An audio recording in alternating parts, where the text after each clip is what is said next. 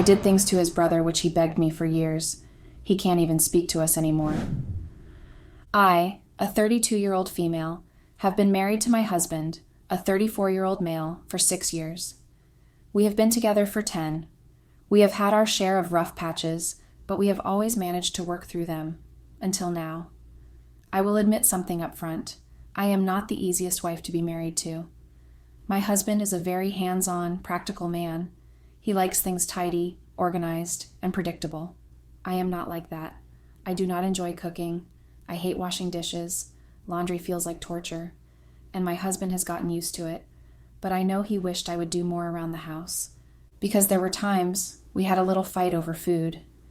He said he wanted to eat a meal prepared by me and that he missed my food, but I told him that I wasn't in the mood, and I don't think I can help him with that. It's not that I don't know how to cook.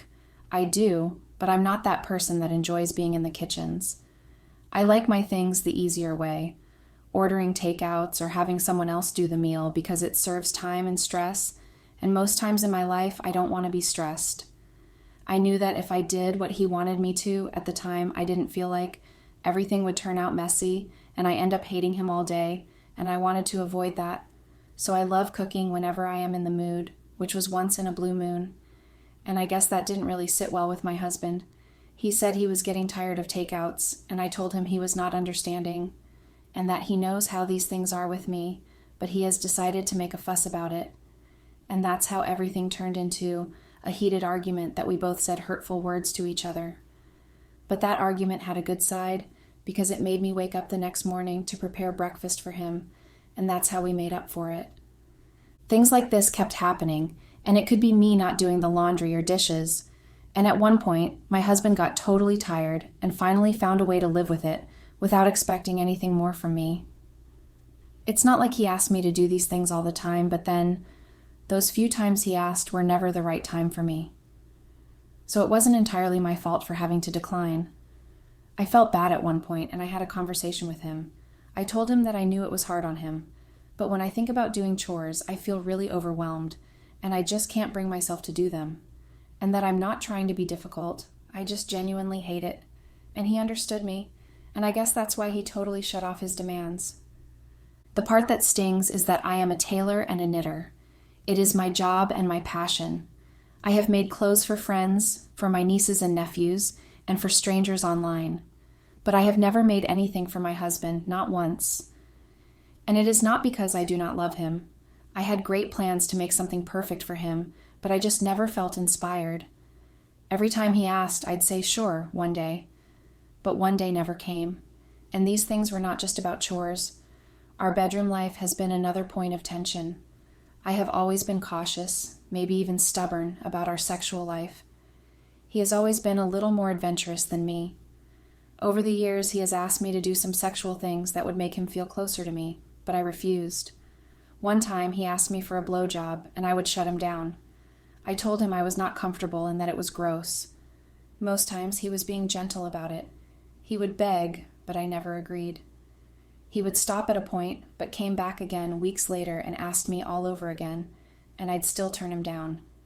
He wanted anal at one point, and he wanted me to always scream some dirty stuff when he was inside of me, and I never did, because those things were never my thing. I just wanted to have mild sex, nothing out of the normal or extreme, and he hated that for me, but I loved that for myself. And these things have been going on for years, and at a point my husband gave up. He was tired of asking and getting turned down, so he stopped asking eventually. Then last winter, his older brother, let's call him Ed, came to stay with us for 3 weeks because of a work project he had in our city. Ed is charming and funny. Even my husband, his brother, is obsessed with him in a positive kind of way, though. When he first came around, those first few days were awkward. I'd say I was awkward around him. I don't know why, but then eventually things became more comfortable as we spoke and connected. The more we conversed, the more I realized I was physically attracted to him. I am not even a sexual person. I don't like sex, and I only enjoy it with my husband. I don't even fantasize about anything sexual because I'm not into it, and that's the reason why I find everything my husband asked from me over the past years disgusting.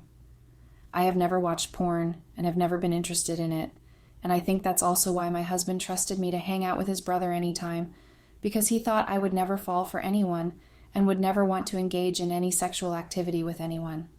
But then, with Ed, I discovered parts of me I never knew existed. The first time I knew something had changed in me was when we were all gathered, drinking after dinner. I hate dirty talk. Ed does a lot of dirty talking and always has a way to make sexual references to things that are not even sexually related, and once you view them that way, you can't unview them. My husband knows how much I hate that, and he was asking Ed to reduce the way he carelessly threw those words around, not knowing I was secretly enjoying them. I love hearing Ed dirty talk. It turned me on. I think it's just the way he does it, because I was not sure why. I was even confused as to why I was affected by something I had hated my whole life. When we returned to the bedroom, I realized how wet I was just by listening to Ed's dirty talk. Also, I was giggling and smiling throughout, and my husband apologized and thanked me for putting up with his brother's reckless behavior, and I told him it was okay, and he's just here for a few weeks, and all I had to do was accommodate and tolerate him for now. I couldn't exactly say I was not pretending and I was actually enjoying it. I couldn't confess to him. I knew it was wrong in every sense, so I didn't say anything to him. And as each day passed, I kept discovering more things about myself. Then, one particular evening, our mutual friend invited us to an event. My husband asked Ed to join us, and he did. The three of us went together. The event was great and fun, and there were a lot of funny guests who made us laugh hard, so that became the center of our discussion when we returned home. We were all seated in the living room, discussing and laughing about everything. Ed was especially good at mimicking people, and he impersonated this couple who were trying to act high and mighty, but were humbled. We all burst into laughter. Eventually, my husband said he was tired and needed to go to bed since he was leaving early for work the next morning. I told him no problem and that I'd join him later since I wasn't really feeling sleepy. He left, leaving just me and Ed behind. We continued talking about the party and laughing at the stories. At some point, the conversation drifted to random things about how we saw life, our perspectives, and our thoughts on different things that were important to us. The way he spoke, the way he saw things, made something stir inside me, and I didn't know why. Suddenly, I was craving his touch as he talked. It was strange. I was listening to him, and no longer thinking of him as my husband's brother. I was seeing him as a person with his own quiet depths. He was introspective, thoughtful, and I felt drawn in. When his eyes met mine, he gave a small, knowing smile, and I thought he might sense the shift too. Then he said that, for all the chaos and noise of the night, that was the part he would remember. Hearing that made my heart jolt, and I felt a pulse of desire in between my legs. So my legs pressed together instinctively, and I realized I was already responding to him in ways I hadn't expected. Ed noticed something was going on and asked me if I was okay. I told him I was fine and added that it was probably time to call it a night. But as I stood up, I tripped on the rug and nearly fell. He caught me before I could hit the floor. His hands were on my arms. For a second, we just stayed like that. Then he asked again if I was okay, and I just froze. I couldn't answer right away. My chest felt tight, and I couldn't shut down the voices in my head that were screaming at me to go for it. He shook me again, as though he was trying to get some response from me in case I was going unconscious. I finally said I was fine and muttered an apology, and he said there was nothing to be sorry about. That made me smile. I liked that he didn't find it as a burden to catch or even hold me. He told me that I had a beautiful smile, and I suddenly began blushing. He was still holding me, so I asked him if he wasn't tired or stressed out, and he could help me to my feet so I wouldn't burden him any longer. He laughed and said he could hold me for as long as necessary. I called him Mr. Tough Guy and asked him to help me to my feet.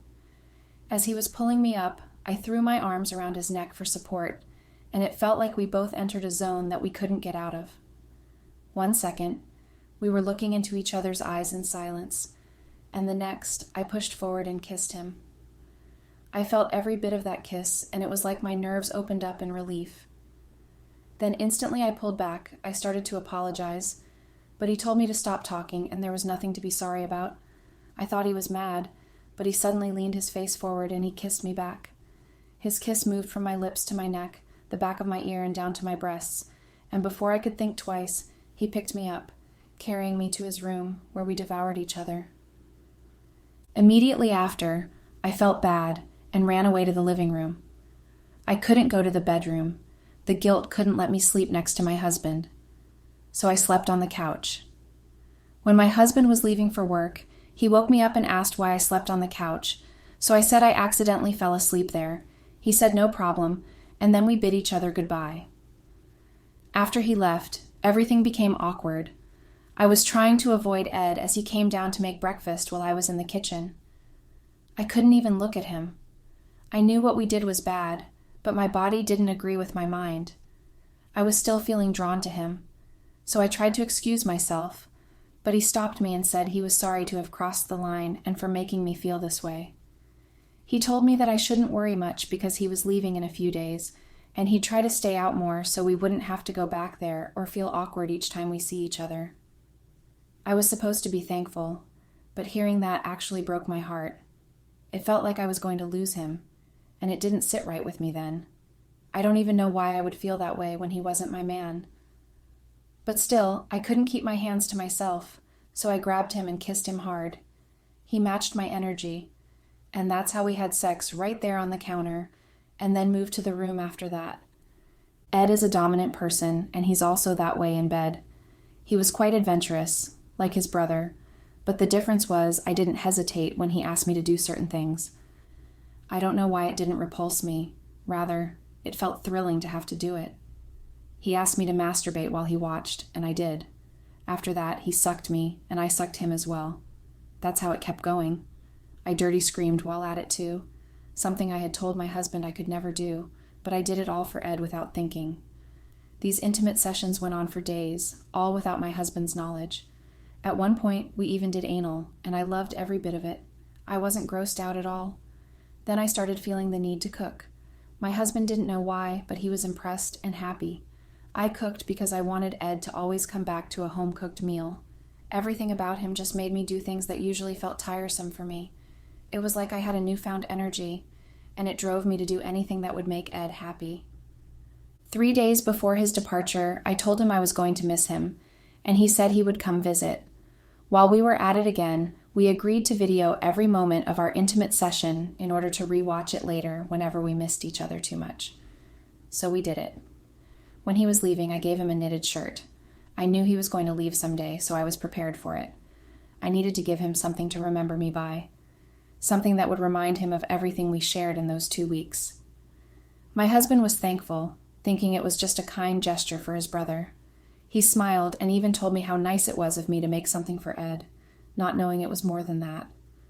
After Ed left, everything in that house felt boring and empty. I was suddenly back to my normal self. It was like the energy had been drained from me, and I could no longer cook or do anything else.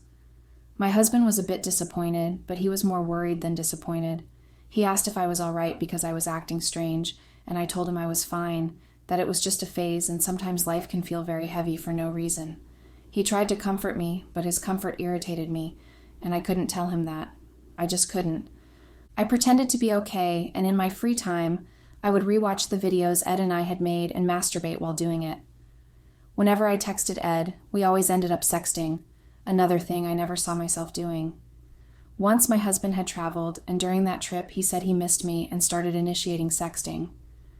I told him not to even dare because he knows I am not that kind of person, but the feelings, or should I say the attraction I felt toward Ed, changed everything about me. I couldn't believe I was even enjoying it and craving more. Then 2 months later, Ed had said he was coming to visit soon, and I was super excited, but it made me even more obsessed over the video we made. One evening, after I had returned from work, I was so tired and horny that I just sat on the bed, touching myself and moaning Ed's name while playing one of our videos. I didn't even notice when my husband walked in. He just froze, staring at me with disgust. At first, I didn't see him, but when I finally looked up and saw his face, my stomach dropped. I scrambled to turn off the video and pull the blanket over me, stammering, trying to explain. But he didn't want to hear it. He asked for my phone, and I didn't want to hand it over, but he told me that if I didn't want to make things worse, I should just do as he said. I was scared, so I handed him the phone. Then he saw the folder that had our videos, and he watched me do every single thing I had spent years telling him I would never do. And now here I was, on video, doing them with someone else, and to make matters worse, with his own brother. He said that I had told him these things were disgusting, that I couldn't do them for him, that I wouldn't do them with him and would never do it, but I did them with his brother. He shouted, "Why?" and I was scared. He said he was afraid he had married a devil and that he didn't know who I was until now. As he was shouting and cursing, Ed ran in. That's how I knew he had returned with Ed. When Ed asked what was happening, he slapped him hard, then walked out the door. That was 6 months ago. He's been staying at a friend's place ever since. He hasn't responded to any of my messages or his brother's. He hasn't come to get his things, and he hasn't filed for divorce. He won't speak to Ed either. This has been tormenting me a lot. I don't even know what to make of the situation, and we're being restricted from visiting him at his friend's place. Our marriage counselor says my husband is in emotional shutdown mode, but I don't know how long that can last. I'm not even sure if I want to save this marriage anymore, but I do feel bad for everything that has happened and for betraying him. Clearly, it wasn't intentional, and I never knew things would unfold that way. Yes, I was wrong for doing the very thing my husband had been begging, taunting me to do for years, but it's not my fault I couldn't do them with him. At this point, I'm confused. He has left me in the dark for a long time, and I don't even know how to move forward. I feel haunted by my actions, and I'm tired of feeling this way. Sometimes I ask myself if I was the one who destroyed our marriage, or if it was broken long before that night. Update. It's been 3 weeks since my last post. My husband still hasn't reached out, and I've realized just how devastating it would be to lose him. Ed and I have also stopped being in contact with each other.